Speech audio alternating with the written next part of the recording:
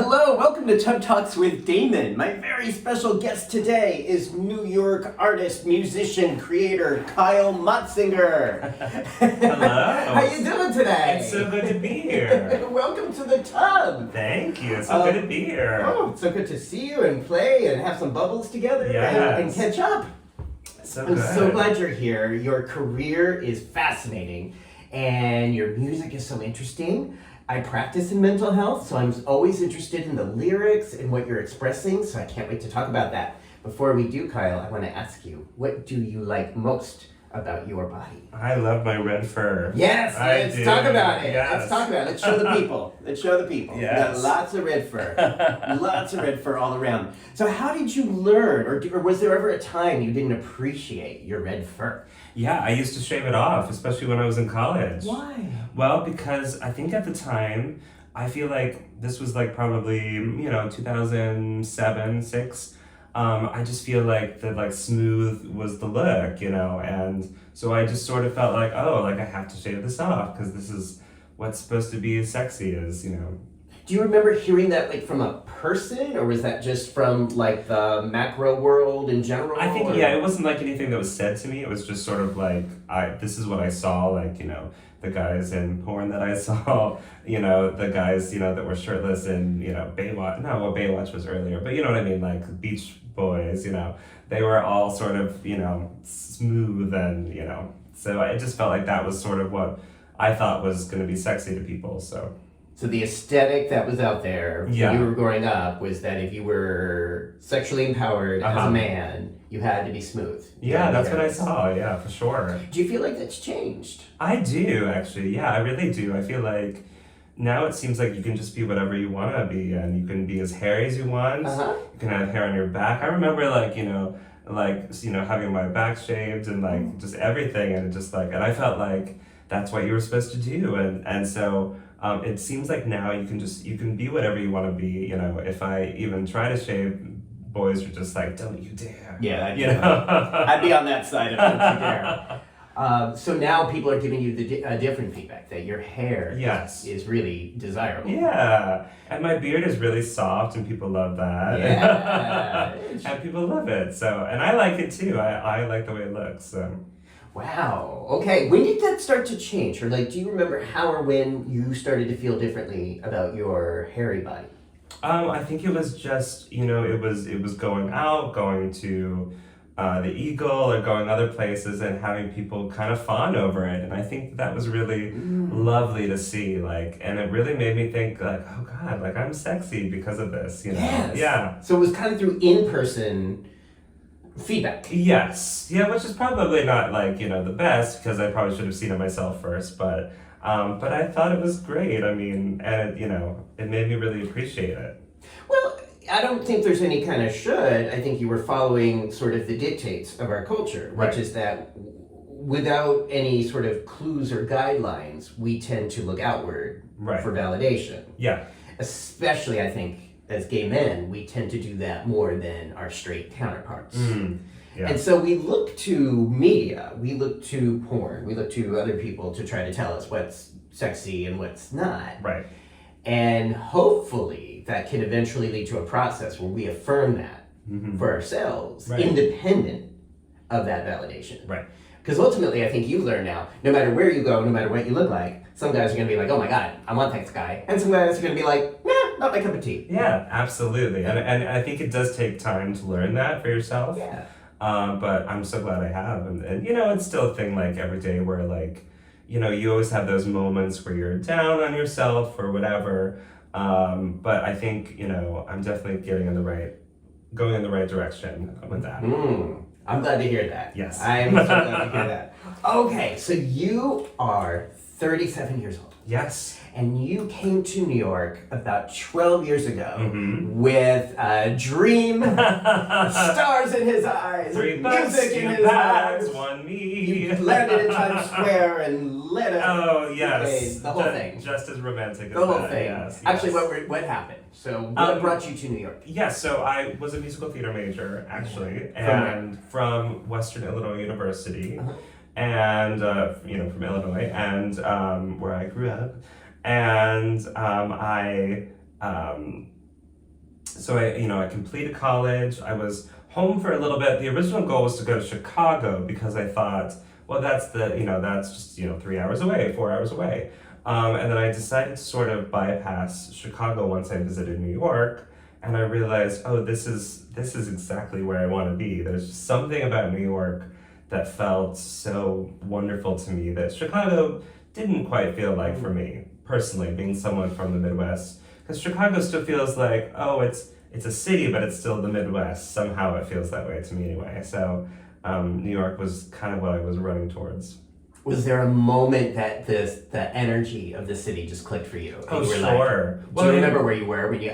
I think a lot of us who moved here, we just had that moment. Of like, oh yeah, the light switch went on. I must live here somehow. I think I don't know if it was one specific moment, but it was. So this was 2009, I think, that I was visiting the city. And I auditioned for Book of Mormon, didn't get it, but I got seen for it, so I got to audition for it. I went to see my first Broadway shows, which was Addams Family and Promises, Promises, with Sean Hayes and a bunch of other things, Next to Normal at that time. Yeah. Yeah. That's a good one. That's a good one. And so it was really sort of that trip that sort of everything was just like, oh my gosh, I can do so many things here. I can be creative. I can see creative. And the hustle bustle was great. I definitely never wanted to be in some sort of a slow place. I just was too antsy for that. I wanted excitement. Mm-hmm. Yeah. So this city really felt like the hustle bustle excitement that you were looking for. It did, yeah. Creatively, artistically, and just in your human life. Yeah, I just knew that there was going to be so many possibilities here. Okay, Yeah. so you came here with the possibilities, with the energy, with the hustle bustle. Yeah. And how has that been going? Pretty good. Yeah. So it's been, I started doing theater early on. I did Fancy Nancy the musical off Broadway when I first moved. Well, about a year into moving here. Uh-huh. And I'm on that off-Broadway cast recording, and you came here and you just hit the ground running. You auditioned, you got yourself... Yeah, for the most part. And then, so I did that show, and then there was a bit of a period where I was in a relationship and kind of wasn't doing anything because I ended up getting kind of lost in the relationship, and then... What does that mean? Well, I just mean that I stopped indulging in my creative exploits. I stopped really auditioning. I was performing a little bit, but I was so wrapped up in just being a boyfriend for a while, which was also something I hadn't really had in the Midwest or, before, nothing serious at least. And then, a couple of years later when that relationship ended, that's when I really started writing music more, and discovered that that's what I really wanted to do, is to create my own stories, write my own music, and release them. Wow. Okay. So was it after the relationship ended or before the relationship ended that you reclaimed, that you kind of got back to? After, yeah. After. Okay. Yeah. And for years I was trying to write musicals and not really, I had these ideas and nothing really was working because I wasn't writing what I knew about. And it's when I really decided, I'm going to write about the things that I'm going through. And I can thank somebody specific for this. My boyfriend at the time was a huge Tori Amos fan. And so he introduced me to Tori Amos, who I had not listened to before that. Oh, wow. And that really sort of opened the floodgates for me because I was like, well, she talks about everything she's going through, her struggles, things that are getting her down, and it wasn't just boys, it was all sorts of things, and that really made me want to do the same thing for what I was going through. And when that happened, like I said, floodgate, I just wrote, and suddenly had enough material for our first album, which I came out with in 2017. Wow. What's that album called? It's called Far Away. Okay. And that album I was sort of dealing with anxiety, because that was at the time what I kind of knew I had. So it was a lot about anxiety, it was a lot about, but it wasn't all, it was also empowering, coming into my own as a gay man, feeling empowered about that. It was kind of, both an album of introspection and an album of celebrating who I was at the time. Wow. Okay. So, is it okay to ask you more about anxiety? Absolutely. And about some of the mental I'd health love to. issues and Yeah. themes of the music? Yeah. Okay. So you say that in the first album you were describing what you understood at the time. Yes. To be anxiety. Yes. And how was that what made that your understanding at the time? Well, it came, I started realizing that I was spiraling a lot, that I was constantly focusing on something that I was stressed about, and then it would just be like crushing, like I would just be going over and over again, it could be money, it could be relationships, it could be something I was worried about. It often ended up being scares about STIs, strangely, in that time, where I would spiral, like, oh, I have something, blah blah blah, and it was just and I would just spiral about it. And what does that mean, spiral? Does that mean like you couldn't stop, your brain wouldn't stop thinking about right, it? and I couldn't get out of it for a while, so I would just Could you sleep at those times? not well. If it were during the day, it would maybe like I would end up being late for work. I was just like really, it was really getting in the way of life. Oh, could you perform musically? Not as well in those moments.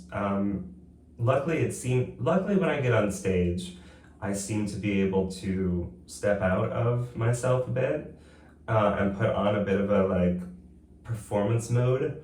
But in real life, as everyday life, I should say, that's when it would really kind of rear its ugly head. Okay, so these thoughts, like ruminative repeating thoughts that you couldn't stop thinking even when you wanted to. Right. Worries about things, specifically STIs and other, were there other things that your mind fixated on? Yeah. I mean, being a starving artist, like worrying about money, that's something that I still sort of worry about, but I don't spiral as much about that now. I'm like, okay, like I have work tomorrow, like, so I'm able to sort of like reason through it now in a way that I couldn't at the time. So this was while you were writing your first album, yes, about 8-9 years ago.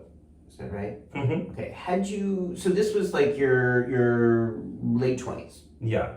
Had you experienced this kind of anxiety and spiraling at other times in your life? I think so, but I feel like I didn't know that that's necessarily what it was. I knew that I was a worrier, but I think when you call it worrying, it doesn't feel as real as if you call it anxiety. At least it didn't for me. Like, worrying just as a word just feels like I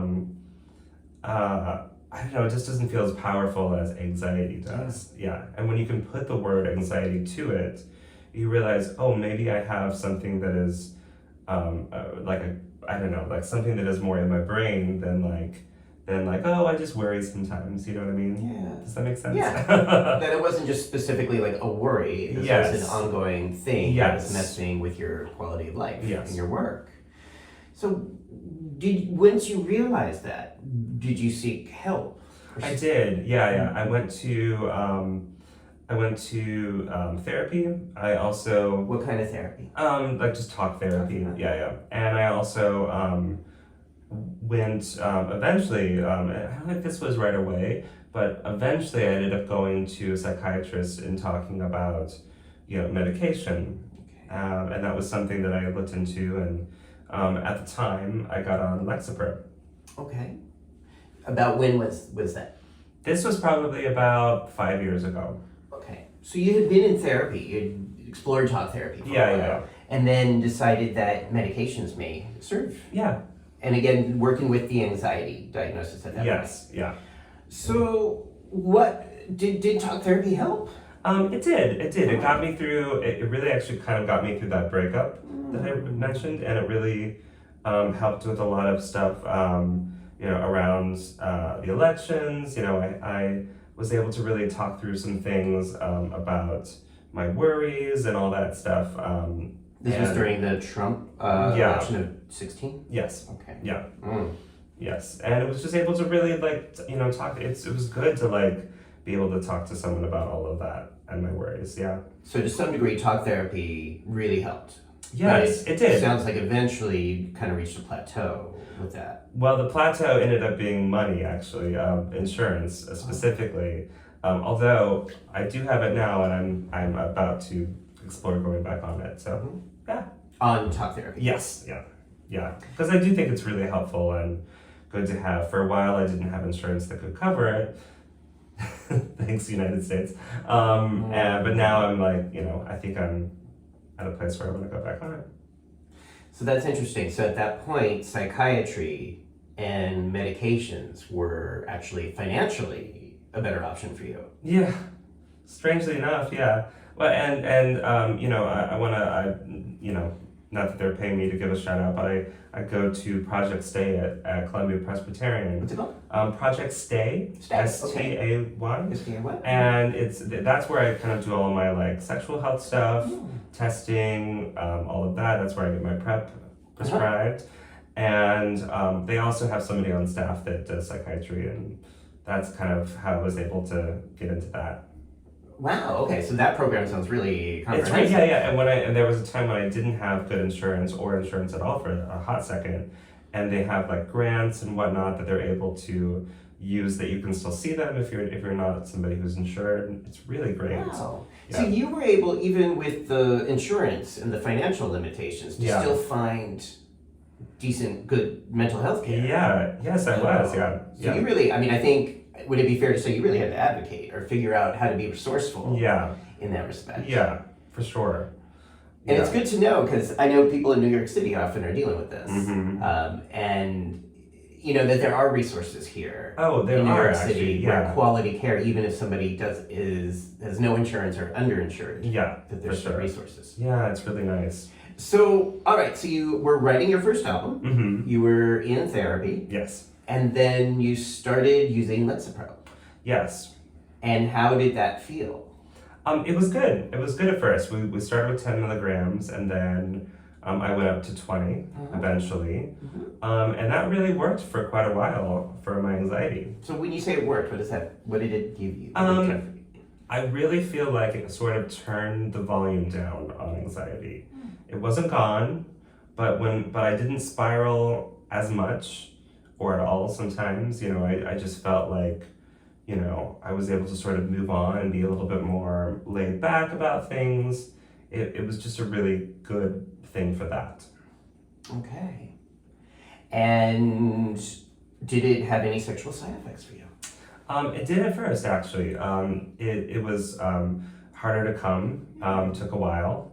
But then that sort of went away. But eventually, and this is sort of a new thing that I'm sort of discovering, it really decreased my libido after time. Yeah. And for quite a while, it's actually, my libido has not been very good,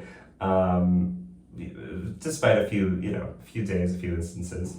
So that's something that I'm currently working on is, I'm talking to another psychiatrist at that same New York Presbyterian, and we're working on getting me off Lexapro and maybe going into Wellbutrin is what we're trying to see if that, because that's more of a serotonin booster I'm hearing. And so she thinks that will help with the libido, so.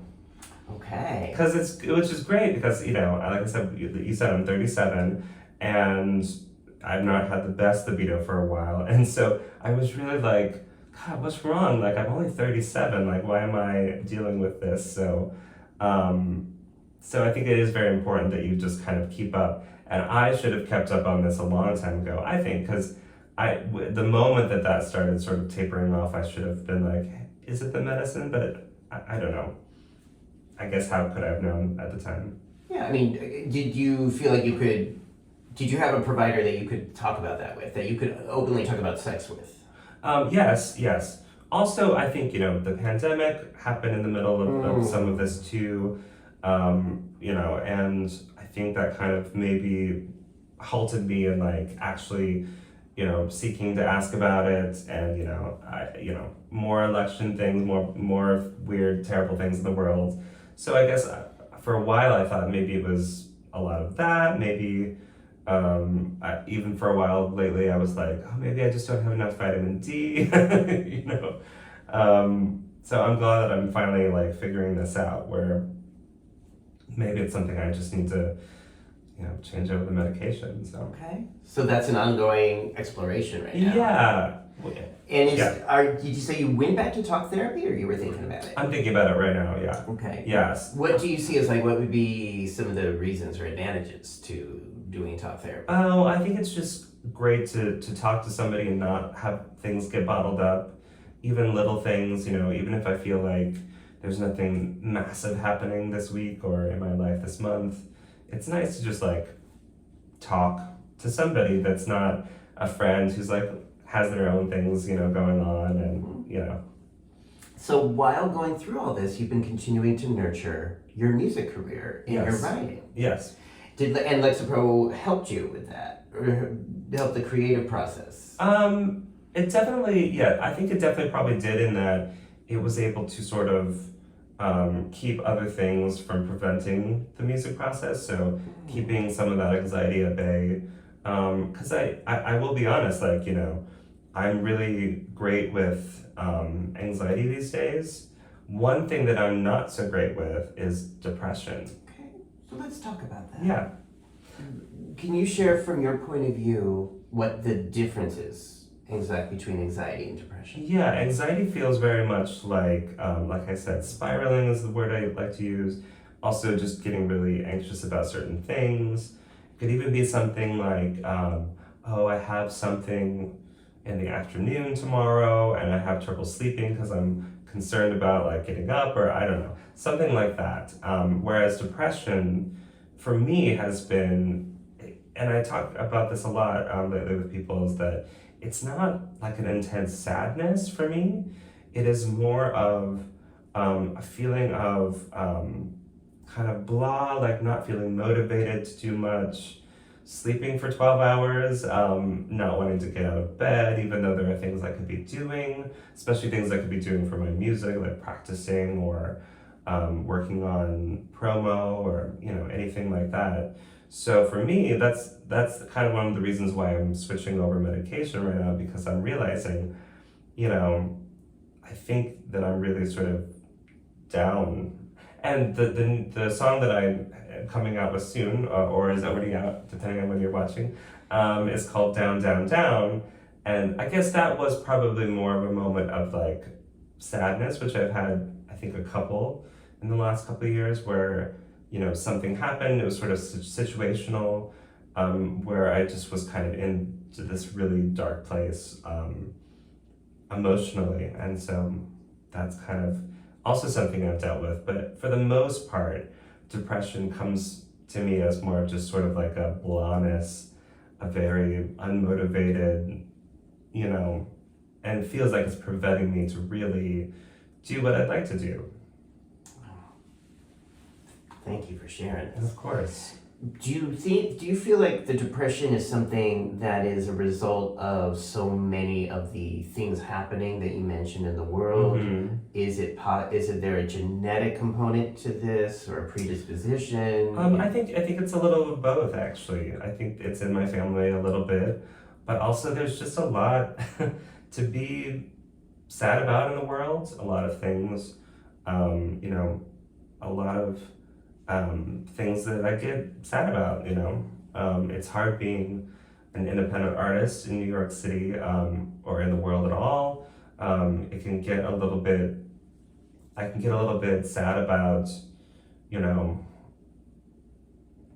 if I release a song and it's hard to get people to listen to it, there's just things that you could be down about. Yeah. So the experience of being here in New York as an independent artist, Mm-hmm. is that been contributing? Has that been contributing to the sadness? A little bit. It's not necessarily a New York thing, but it is sort of it is tough to be somebody who is a creative, who is trying to bare their soul, and then feeling like you're hitting up against a wall at some point where the music isn't getting to people, or you're just not getting what feedback you would like to get. What is the feedback you would like to get? Oh, well, I just, really more than anything, I would like people to listen to what I'm doing and feel like they're not alone, feel like they can relate. I've said this from the beginning of releasing music. I want somebody out there to feel like they can relate to what I'm talking about. And it can, make them happy. It can make them realize, oh, I'm sad as well, or I'm going through this anxiety, and I'm not alone. And I have someone I can look up to who's also dealing with it. Yeah. But it's hard when, you don't have all the money in the world to promote, with a PR company, or you don't have a record label to help you with that. So, it can be really frustrating. It's definitely not for the faint of heart being an independent artist. I think moving to New York as an independent person is not for the faint of heart. No. No, it is. I mean, look, it is a tough city. Yeah. But I always say too, is like just being an adult person in this country, in this world, is also tough. Yeah. So I don't blame New York for everything, because I think it is a tough world to be in right now. And we have to, we really do have to be there for each other. We have to be there for ourselves. That's a big thing that I'm really trying. What does that mean? But that means just really taking care of myself these days, like with the mental health, with the physical health, really being there for myself, and putting my life vest on first so that I can help others. Mm-hmm. It's really important. What does self-care and the life vest look like for you? I'm still learning, but I think it's, it is getting enough sleep, but I'm realizing now maybe not too much sleep. Like you said, depression can sometimes impact sleep in a exactly. Yeah. Trying to be active and working out if I can. That's one thing I'm trying to work on is the motivation to go to the gym, because I would like to. It's being able to take time for myself to,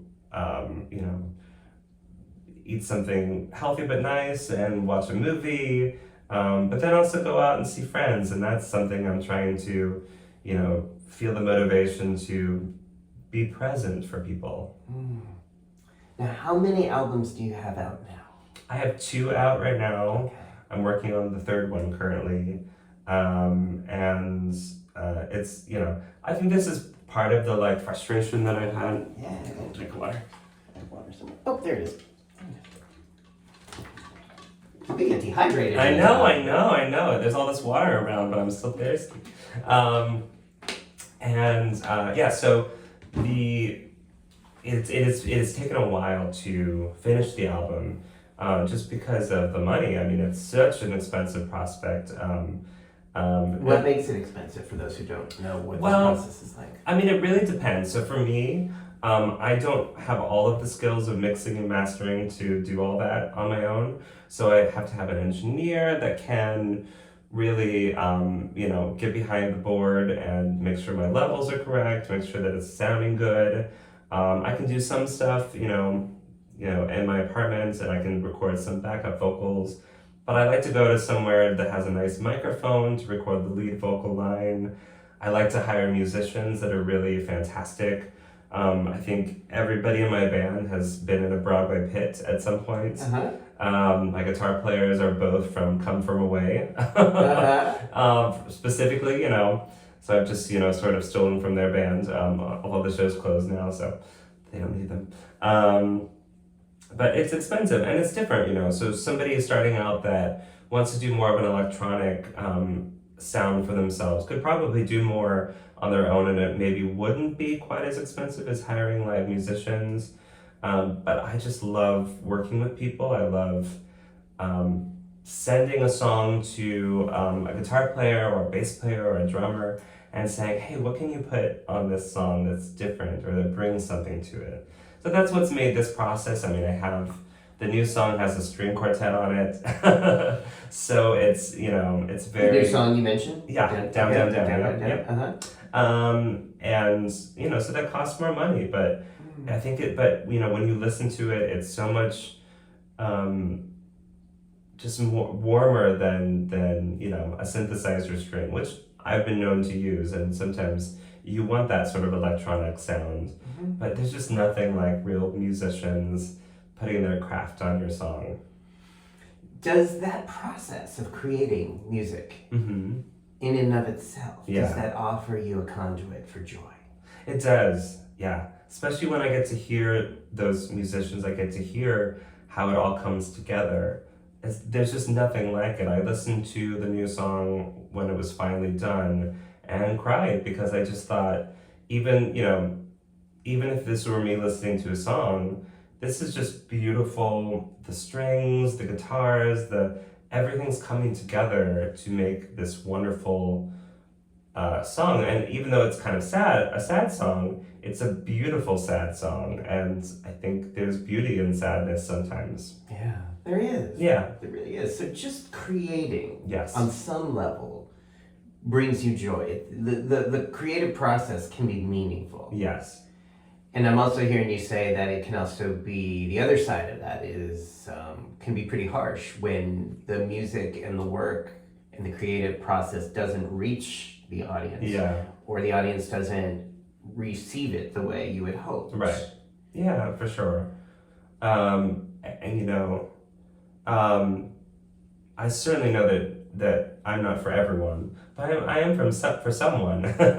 But that's always the hard thing, is like getting to the someone. Is the someone even listening at the moment to music, or can they find me, or How do people reach you, or how do people find you as a creative independent artist? Well, again, it's always tough. I've used PR companies in the past who will get me an article in Instinct magazine, or something that someone's looking at. I also will run Instagram ads, or maybe they'll see a reel and like the song in the reel. So it's interesting, and it's changed over the last couple of years. In 2017, I wasn't making reels. I wasn't it was different. I was doing more music videos in the past. I'm doing less now because they're more expensive, but also people are sort of seeing their content on TikTok and Instagram. So so it's interesting.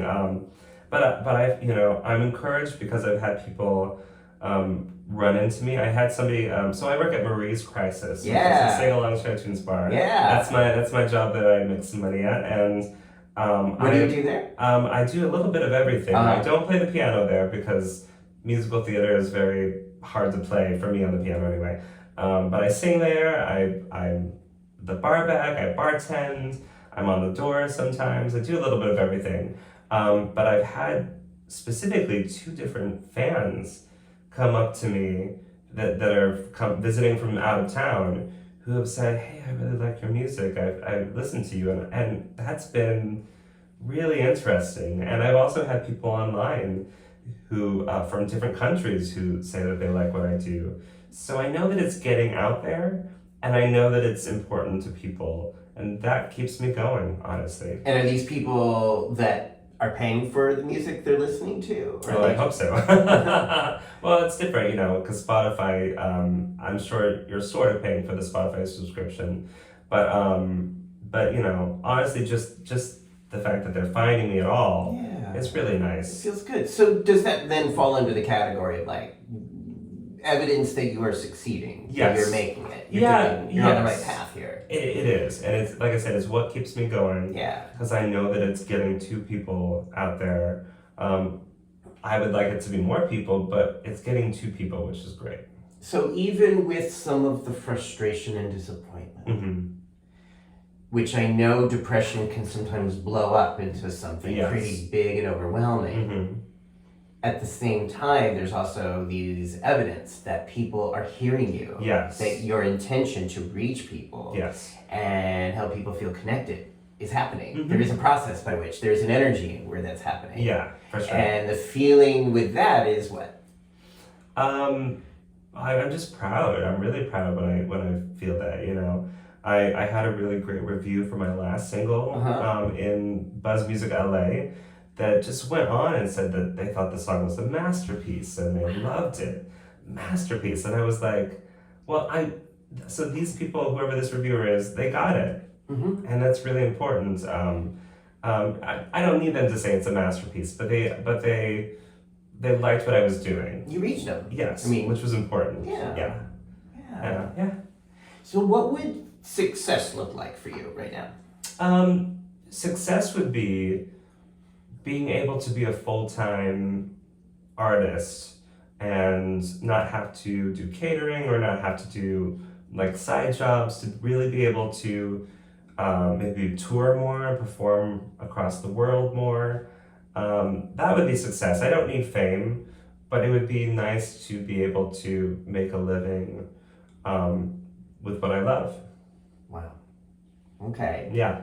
So that we're going to put that into the Yes, universe, please, into the YouTube please. universe, Yeah. as something that you're very open to. Yeah. And I think sometimes we're just open to that possibility. Oh my gosh. And of course. create that energy. Yeah. Would you say that, reflecting on these last 12 years, that there have been avenues for you to express your creativity? For sure. Yeah. That sometimes do return in financial ways. Yes. Yeah. Yeah. They have been. Yeah. Yeah. Now, you mentioned earlier that when you were ruminating, some of the ruminations were focused on STIs. Mm-hmm. You also mentioned being on PrEP. Yeah. Were the ruminations ever about HIV in the past? Did you ever have those persistent, HIV fears? Yes. Before PrEP. Before PrEP. So PrEP changed that part of the rumination. Absolutely. That's interesting. Well, me too. Yeah. Yeah. It really changed that for me, and and I know so many people that are HIV positive, and I love them, and they're rocking at life. But I guess just when I was younger, especially when I was still in Illinois in a small town, especially people that didn't quite understand me being gay, that was their first thing, which was you're gonna get AIDS, and that's just sort of, it gets drilled into you, unfortunately, because they only know the negative things that they hear, or they've heard people died from it, and so then, for context, you were born kind of smack in the middle of the AIDS crisis. Yeah. And at a time when, I don't want to stereotype, but I think a lot of the non-coastal states or neighborhoods started to really understand HIV and AIDS in the mid-late 1980s. Yeah, because they you were saw born the into news. that. Yes, of That's course. when people started to really get it, this is a thing. Yes, absolutely. And unfortunately, the thing was being told worry. Yes. And especially if you're gay, you're gonna die. At least that was the programming I got. Well, that was the message I got. No, that was the message I got too. Yeah. And I even remember somebody who was HIV positive in Illinois who liked me, and I really sort of just didn't pursue it because I was scared.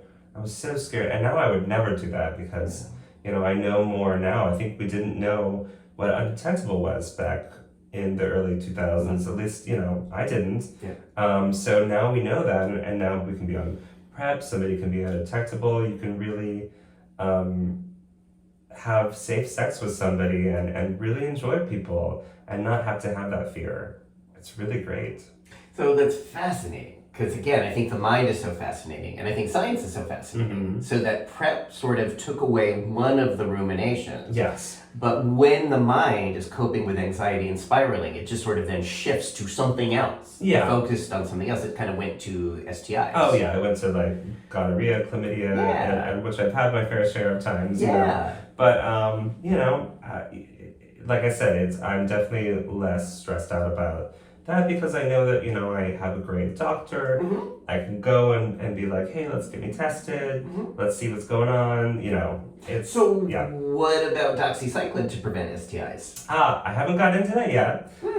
Because for one thing, I have a really sad tummy. And I've had to have antibiotics in the past, and it's sort of messed with my stomach.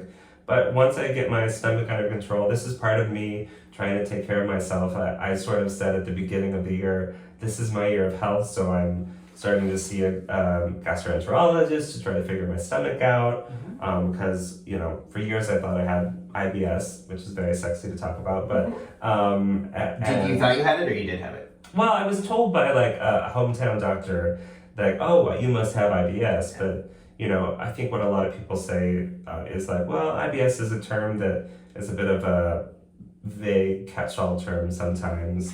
And so, I think doctors don't really know anything about our intestines. That is the conclusion I've drawn after 30 plus years in healthcare. I know. But they don't really know anything. Baby's about to get his first colonoscopy soon, so that's early. You're starting early. Well, because I just want to figure it out. That's great. No, I think that's good. I started when I was 40. Okay. Because I have a family history of cancer. I'm getting there. So, I wanted to begin with a baseline of just understanding and having doctors be able to see everything inside my, blood.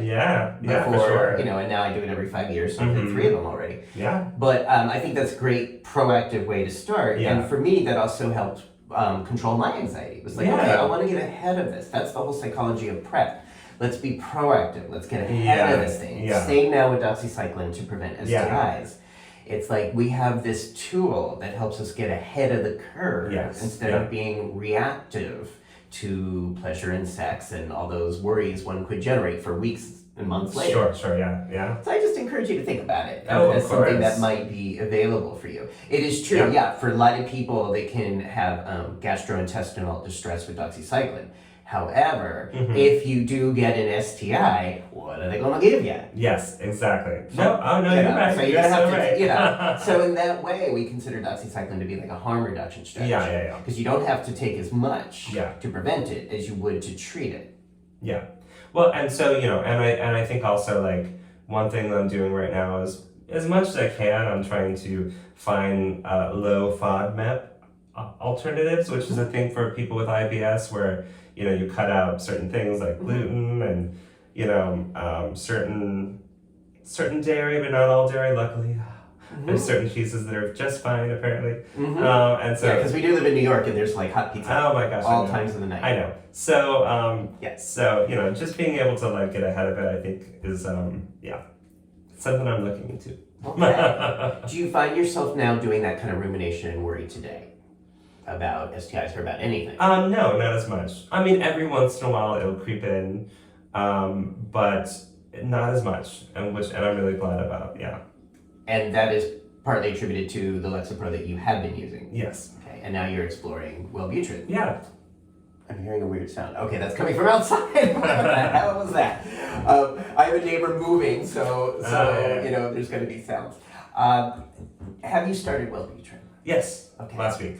And so now you're ending Lexapro. You already did. Well, so you have to sort of wean yourself off. Right. So that means going from 20 milligrams to 10 milligrams for a couple weeks, to 5 milligrams, to eventually 0. Okay. So I'm currently in the 10 milligram stage of the weaning. And how is that? How's the weaning? Fine, I think. Yeah. I do think I feel better, or maybe I want to think I'm doing better. Either way. Is there a difference? No, maybe not. I mean, when we're talking about the mind, I think those are often very much the same or very overlapping. Yeah. Does being in a bathtub help? Yes. Yeah. It does. What else gives you joy today? What else gives you fulfillment today?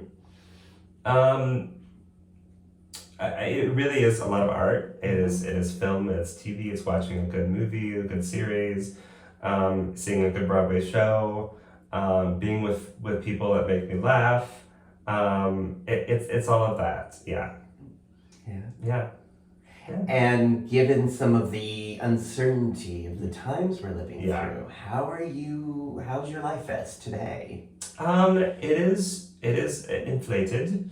It is maybe not as inflated as I want it to be, but I'm still hopeful. I've got to have hope. I tell people all the time, like, I hear a lot of people saying, like, they're just not sure that things are going to go the way that we want it to, and I just have to keep having hope. And if it doesn't go the way we want it to, I have to still keep hope then. So, I'm doing the best I can. Yeah.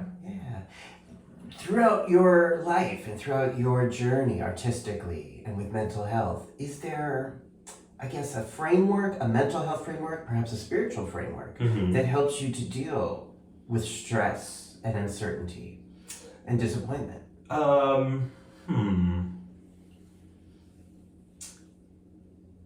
Say that one more time. So has there been available for you a framework or a spiritual system or a mental health system? Oh, yeah. Like a cognitive framework to absorb and manage the external things, the stressors, the disappointments, the fears that are in front of you? Probably not as much as there should be. That's something I'm always working on. Having something for that. I think talking through things helps. Mhm. I think writing through things helps. Being able Writing to like music or writing like a journal? oh music, yeah. But being able to also if I'm in a mood, being able to turn to music to like sing through something that's not even me necessarily. So it's helpful. Yeah. Is there sort of a meditation practice or any kind of like that kind of thing? No, Okay. I'm not somebody who meditates, but I'm not opposed to it. It's just not something that's been part of my practice. Okay. Yeah. Okay.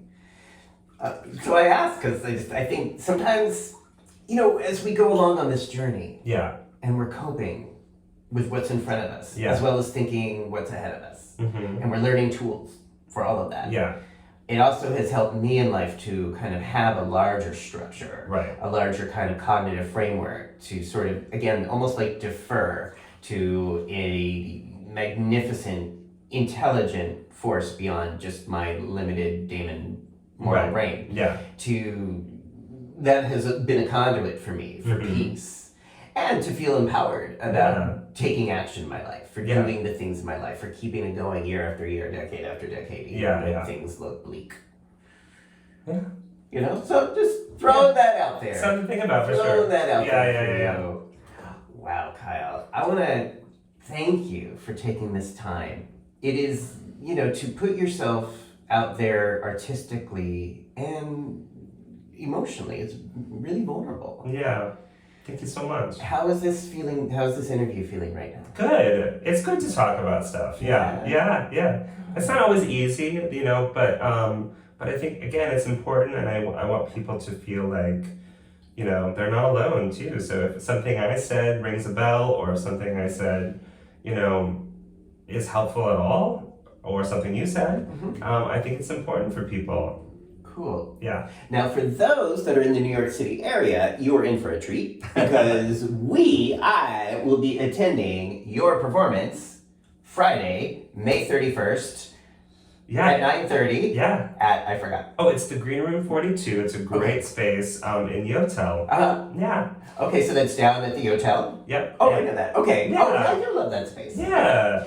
And, for those who are watching this interview and thinking about wanting to hear more of Kyle's music and maybe being present and the energy that you create when you perform to feel more connected, I think connection is really the antidote for so much of the despair and loneliness and fear out there. Yeah. That when we meet in person and listen and experience music and your beauty in person, it helps all of us to feel like we're having this experience together and we can get through whatever is happening together. Yeah. So you're creating space for that on Friday, May 31st. Yeah. And I I plan want to be to. part of that. Yeah. So come visit. Now, for a lot of people watching this interview after May 31st, 2024, Yeah. there's still hopefully going to be ways that people can see you perform live. Yeah. And in order to find out where you are and what you're doing, people can go to... Oh, yeah. My Facebook, which is, my name.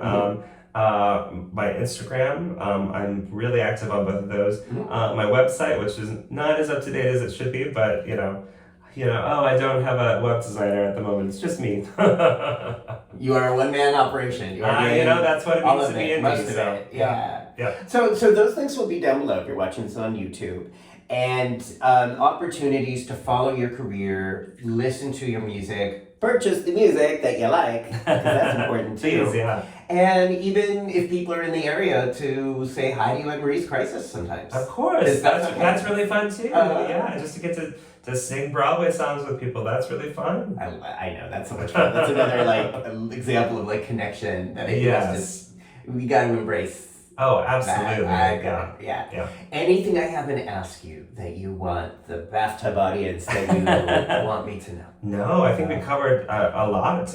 It's really great to talk to you. It's so great to talk with you. And if you like these talks about mental health, about creating, about how all of us are coping through some uncertain times. There's about 150 of these interviews now on YouTube. Just subscribe down below and you'll get them when they come up fresh. Or you can also go back and look at the archive.